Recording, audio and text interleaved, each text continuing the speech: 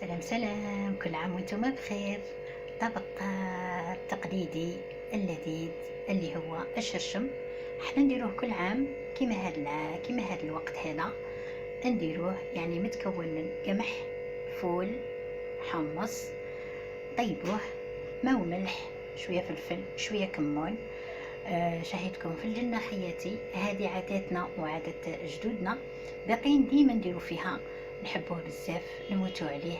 نديروه باش يطلع علينا العام بالصحة والهنا. ربي يدوم هنيكم ان شاء الله.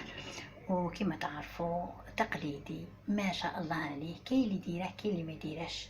اللي جاوب هنايا اللي يشوف الفيديو يعلق ويقول اسكو يديروه ولا لا. شهيتكم في الجنة ومرحبا بكم. فرجة ممتعة.